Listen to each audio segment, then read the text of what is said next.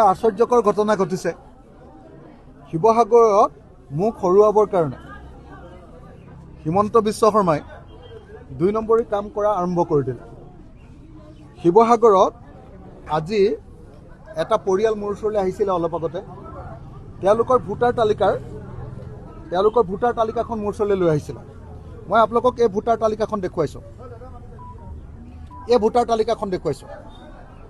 Voter তালিকাত নীলাবিলাক তেওঁলোকৰ ঘৰৰ মানুহবিলাকৰ নাম আৰু ৰঙা যেটা দেখিছে কেইটা ৰঙা তলত 3টা। এই 3টা ৰঙাত আপোনালোকে দেখিবলৈ পাব যে এই ৰঙা 3টাত মানে 3টা বিহাৰী মানুহৰ নাম নতুনকৈ তাতে মনে মনে অন্তৰ্ভুক্ত কৰি দিছে। মই আপোনালোকক গাই দিছোঁ বিধানসভা সমষ্টিৰ নাম নম্বৰ আৰু নম্বৰ হ'ল 96, নাম শিৱসাগৰ, অংশৰ নাম 1, ৱাৰ্ডৰ নাম 4 শিৱসাগৰ, নাম মমিনুৰ ৰহমান, পিতা মিজানুৰ ৰহমান, ঘৰ নম্বৰ 12। তেওঁ এজন 27 বয়সীয়া মানুহ। তাৰপাছত ৰিজৱান ৰহিম, তেওঁৰ ঘৰত 23 বছৰ বয়সীয়া মানুহ। তেওঁলোকৰ এই 2টা নাম আৰু আছে। 3 নম্বৰ নামটো হ'ল আহমদ আলী ৰহিম, তেওঁ 22 বছৰ বয়সীয়া।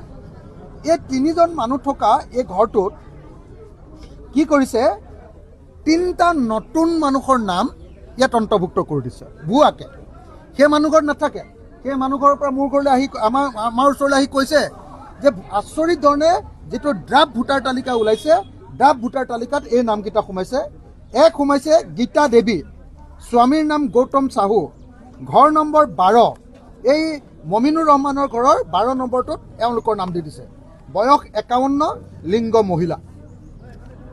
তাৰপাছত দিছে অমিত চাহু, পিতাৰ নাম গৌতম চাহু, ঘৰ নম্বৰ 12, বয়স 28, লিংগ পুৰুষ।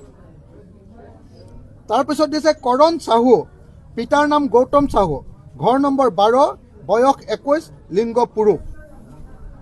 এনেকৈ আমি দেখিবলৈ পালোঁ যে আমাৰ বিধানসভা সমষ্টিৰ মাত্ৰ এঘৰ মানুহৰ ভিতৰত সেই মানুহ ঘৰত অকল তিনিজন মানুহ আছে।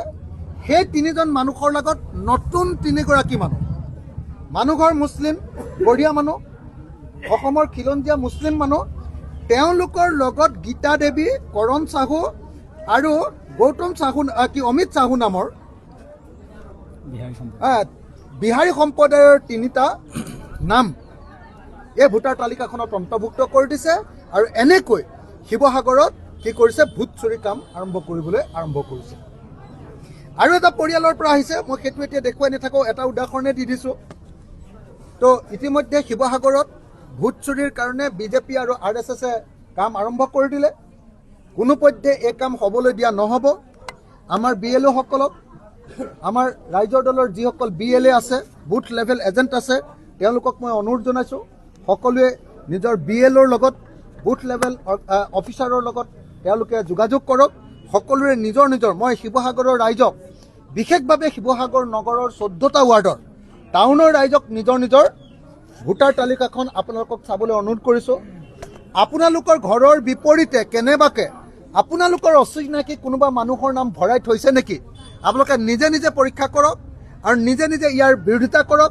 নিজে আপোনালোকে ইলেকশ্যন অফিচলৈ গৈ তাৰ বিৰোধিতা কৰক। আৰু যদি নিজেই বিৰোধিতা কৰাৰ পাছতো সেইবিলাকৰ নাম কৰ্তন নকৰে তেতিয়াহ'লে মোৰ লগত যোগাযোগ কৰক। মোৰ ফোন নাম্বাৰটো 8822424271।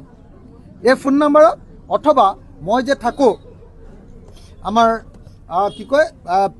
আমাৰ ফুকন নগৰৰ গোহাঁইচুকৰ ফুকন নিবাসত গৈ আপোনালোকে মোক যোগাযোগ কৰিব পাৰে। মই এইকেইদিন অহা 15 দিন ধৰি মই ইয়াতে থাকিম। যদি কাৰোবাৰ